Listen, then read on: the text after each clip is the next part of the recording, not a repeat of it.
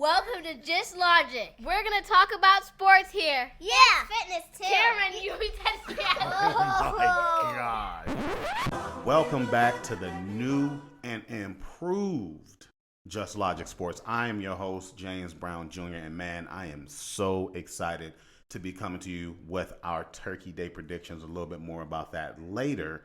Happy Turkey Day to those who are watching. But before we get into today's topic, I'll be remiss not to give a huge shout out to the team who's making this setup possible, and that's none other than TGN TakeGOODNotes, a multimedia platform with quality in mind. They want to bring quality to not just the audio, but also the video side of things. So I'm grateful to be partnering with them, and I'm excited to see what we build in the future. But enough about that. Let's get into the topic. So, number one, happy Thanksgiving, happy Turkey Day. Now, if you're just like me, or majority of the Americans out here, Thanksgiving and football are synonymous with one another.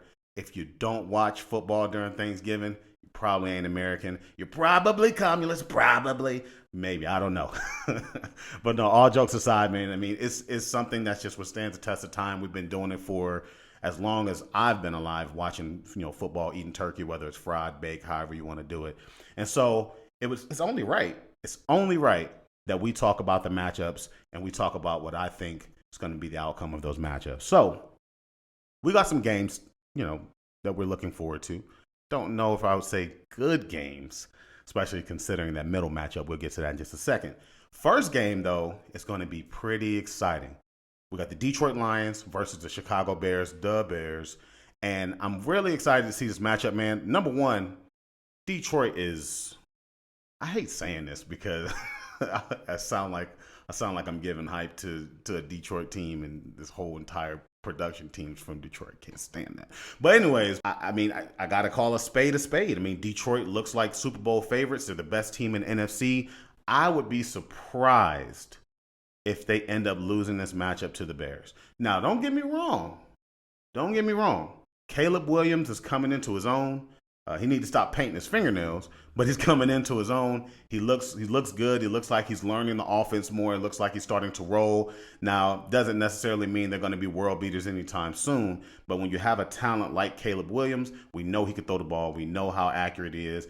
Every throw in the playbook he can make. So with that type of talent, we know that they have an opportunity to build around him. Now, will they? I don't know. The Bears haven't been the Bears since the early 2000s. And I was in high school the last time I remember them being good. That was a long time ago. But that's neither here nor there. I think Detroit's going to win this game. I don't know if it's going to be handily, but I think they will win the game. I'm hoping, for the sake of Thanksgiving, that it's going to be an exciting matchup. Jared Goff looks good. The offense looks good. Amon-Ra St. Brown, he might be the best receiver in the NFL. Don't at me, but he might be. If not, he's definitely top three. No argument there whatsoever. I don't care how anybody's looking at me right now. He's more than likely going to be, at the end of the day, either 1, 2, or 3 when it comes to receiving yards and or touchdowns. He's just looking good, man. Detroit's they're on a roll. So I hate to give him as much props as I'm giving him, but if I had to pick between the two, I think it's a no-brainer. I think we pick Detroit. They're playing at Detroit. I mean, it's a no-brainer.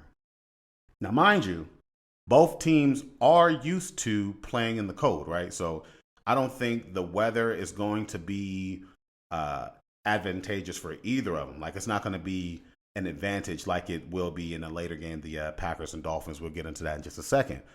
But I still think because they are home and they're just the better team across the board, as good as Caleb Williams is starting to play, it's just the Lions are going to be too much for him. So give me the Lions in that matchup.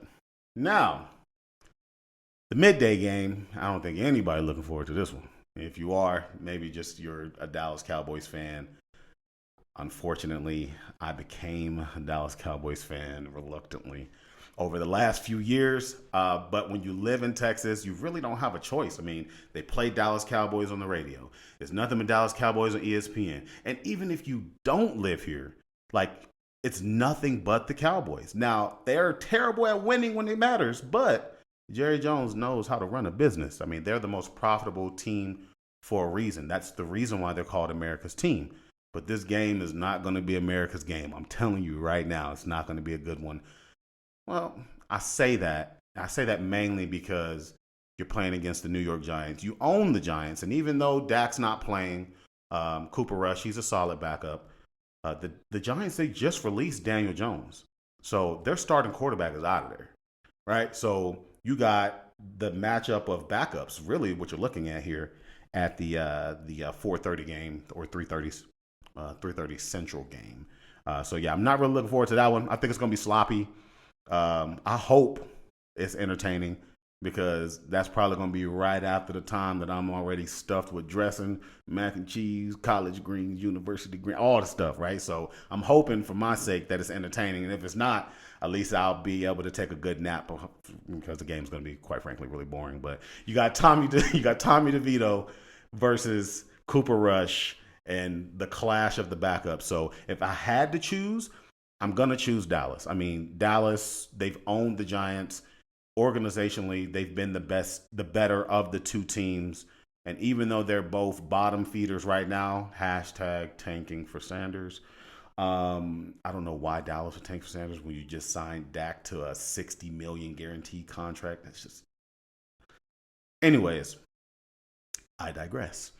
They're both bottom feeders. Giants don't have a quarterback. Dallas overpaid a quarterback. And we'll just see what happens in that one. I'm hoping for the sake of, my sanity, we see at least some good ball on the defensive side of things. Maybe special teams comes in. Maybe Kevontae Turpin is a spark plug for him. I don't know because the Giants are overall just dumpster fire across the board. There's just nothing good happening with that team right now outside of their coach. But, I mean, what do you expect? You let go of your best player in Saquon Barkley. You let him walk scot-free, and now he might win the rushing title with another team in your division. Like, it doesn't get much worse than that. The dude literally, he was like, all right, well, if y'all ain't gonna pay me, y'all don't want me, hold my beer, watch this. And ended up balling out, and he's going to continue to ball out as long as he stays healthy with the Philadelphia Eagles, who, obviously right now they're second place in the NFC least. They're definitely an NFC least this year. So, but yeah, if I had to choose, I guess you can say give me the Cowboys. Not really excited about that game. Don't know why you would be, but moving on to the next and final matchup of Turkey Day, and that is none other than the Packers versus the Dolphins. Now, I will say this. I think this game has an opportunity to be interesting. As long as the CTE King, I'm tripping. I'm wilding. As long as the CTE King doesn't do what he does and he stays healthy, they could make it an entertaining game. But you got Tua versus Love. I personally like Jordan Love, but I don't think the Dolphins are going to stand a chance just because they're playing in Lambeau. They're playing in Lambeau. Lambeau's one of the toughest places to play in the month of November. It's proven time and time again. And they don't see each other often, so they do have the element of surprise. You know, the last time they played was actually Christmas in 2022, I believe. Yeah, 2022. And the Packers, surprise to no one, actually end up beating them. So now, mind you, at that time, both of them were still trying to figure themselves out in 2022. I think the Dolphins were 8-7. Well, they were 8-6 going into the game. And then the Packers were 6-8 going into the game. So it was kind of like a must win. And but again, when you play in those elements, when you play in Lambeau is increasingly tough in the wintertime. It's already tough just throughout the year to play in Lambeau. But to play in the winter, you already know it's like having a 12th man. It's almost as tough as playing in Arrowhead. Arrowhead's probably the toughest place to play. But if you had to give me I don't know. If you had to give me the choice between Green Bay and Miami, I'd definitely probably choose Green Bay for that one. So with that being said, I don't really know exactly how the matchup is going to end up going. Hopefully that game can be entertaining because I think Tyreek Hill has an opportunity to really be explosive. Green Bay's defense is just not what it used to be. But I think, again, the elements is just going to play a huge factor, man. Like, that's something that it has to be said. Now, I lived in Indiana for about 2.5 years. I was actually there when we won the Super Bowl. Go Colts, right? So I was there when we won the Super Bowl. But I can tell you right now, playing high school football in -10, -15 degree weather, it's tough, man. Like, it does something to you. And even though the blood is pumping and stuff, if you're not used to playing in those elements, I mean, everything hits hard. I mean, it just feels earth shattering. Like, I think the lowest I played was probably -15 degrees. And like, once you start to get to that negative, there's nothing you can do. Like, there's nothing, like, especially in high school. So NFL, obviously, they got like the electric jackets, the heat warmer jackets. They got the heated seats and stuff like that. And even still, it's not enough. So I can't even imagine what it's like playing at Lambeau in November, let alone December. So I feel sorry for whoever they play in December. But yeah, Miami. It's 70 and sunny always in Miami, so y'all ain't gonna know what to do in that heat. I mean, not heat, but in that cold. And you ain't gonna know what to do with that heat either, because they gonna come at you. But if I had to guess again, I would say the Packers would win this handily. I hope that's not the case. I hope they don't win handily. I hope all of these games are entertaining, just for the sake. Again, man, like, who wants to see blowouts or boring games on Thanksgiving? I mean, unless you're actively rooting against the Cowboys, which 50% of America does, which is crazy. Or if you're just a delusional fan, we're going to make it this year, whatever. But anyways, I really hope, for our sake, we can couple good food with good football. I'm fully expecting the first game to be a barn burner. I'm fully expecting it to be good. It's going to be a good way to get the blood pumping and the juices flowing. Man, I want Jared Goff to go crazy. I want him to throw for 300, 3 tubs, no interceptions. I want him to really show not only us what he's capable of doing, but also show why the Rams probably should have kept him. But that's neither here nor there. Oh, I guess I can't say that. I mean, they did win with Stafford, right? So they won the Super Bowl with Stafford. So it's not like they missing him much. And he's a different player. I think Detroit and what Dan Campbell has been able to do over the last 2 years, I think they've built you can't say a dynasty without winning, but I think they've built habits and they've built a structure where if you're somebody who has grit, if you're somebody who wants to win, and you're not just playing for a paycheck, you're going to want to play for Dan Campbell. Yeah, I'm sure if you've played sports before, you've heard the term player's coach. I think 100% he is a player's coach. Probably the best player's coach is Andy Reid. It's across the board. If you ask anybody, he's like the number one player's coach. The players love playing for him. But there's something about Dan Campbell. And there's something about football in general. I think we see ourselves in football. Like, football is tough. It's a tough sport. But so is working. So is life, right? And so, like, you have these things that are synonymous with one another, which why I think, Turkey Day and football just go so well together, is because, if you see a guy, working, you've seen people be bad employees for a good company. You've probably seen yourself be a good employee for a bad company. And it's kind of the same with football. You got these extremely talented guys who go day in, day out, just trying to be the best that they can be. Now, some do just skate on talent. And I don't, I'm not saying that's the theme of pretty much every team in the NFL. For the most part, everyone's working. But you do have players in there who just skate on talent. They don't care where they fall on the greatness meter or anything like that. I can't even say that Jared Goff cares about that. But, I mean, the reality is where he is now is the best place for him for his legacy, I believe. He has an opportunity to really build something in Detroit. Obviously, a city that's very passionate, not just about football, but about all sports, basketball, you name it.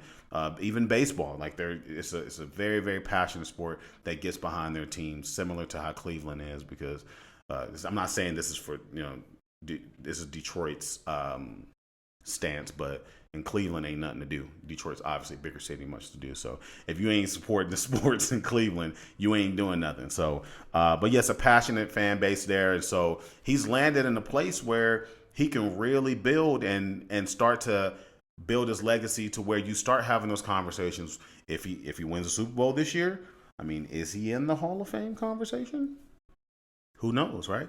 Like, he's already had a ton of wins under his belt. If he gets to the Super Bowl this year, it'll be his second Super Bowl, right? So the first one, obviously, wasn't the greatest Super Bowl. 10-7 was very, very boring.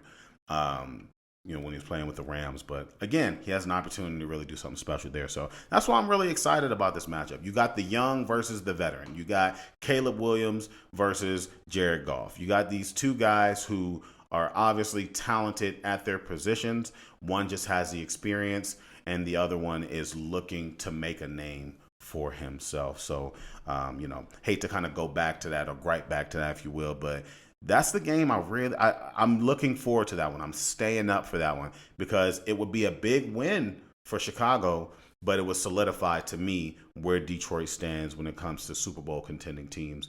I don't have any other team in the NFC better than them right now. And there's some good teams in the NFC. But yeah, even going back to the Cowboys game, I mean, you got two backups who may have something to prove. They may have a point to prove. They may come out and say, you know what? People are expecting this game to be bad, so, why even do anything outside of what I'm being asked to do?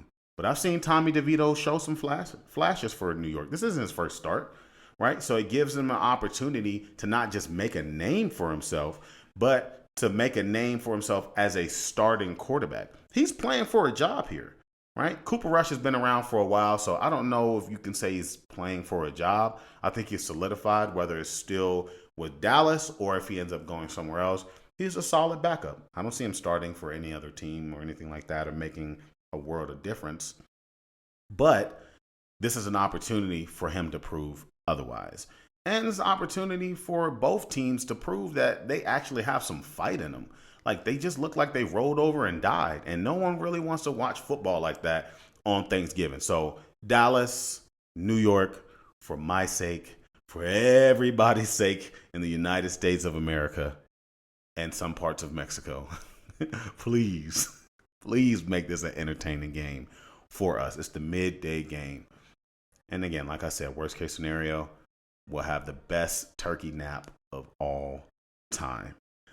So yeah, I'm looking forward to watching all three of these games. I don't know about y'all, but when it comes to football, like, it's hard for me to not lock in when I'm watching. That's just kind of how I am. But on this day, I think I am going to do a little bit more floating around. I think the matchups allow for me not to be so locked in, so analytical. It's a day of Thanksgiving. It's a day for you to be around family and eat some good food and enjoy each other's company. But I mean, when football is on, you got to watch some football. So that's all I'm going to say about that. But yeah, I mean, that's pretty much all I got for you, man. Those are my takes. I think, like I said, you should tune in and watch these games and let me know who you think is going to come out on top. Do you like Dallas against New York? I mean, do you like Detroit against the Bears? Who do you have coming out in that one? Do you think it's going to be close? Do you think it's going to be a blowout? Do you think Detroit's just going to show Chicago, hey, y'all not in the same league as us? And then what about the Lambeau game? I mean, you got the Packers versus Dolphins. Do you think that the elements are just going to be way too much for them to even put up points for a high-powered and a fast-paced offense? Let me know what you think. But for now, that's all I got for my Turkey Day takes. Happy Thanksgiving, y'all. This is JBJ, Just Logic. And again, I'm so excited to be back here. Please stay tuned for more content.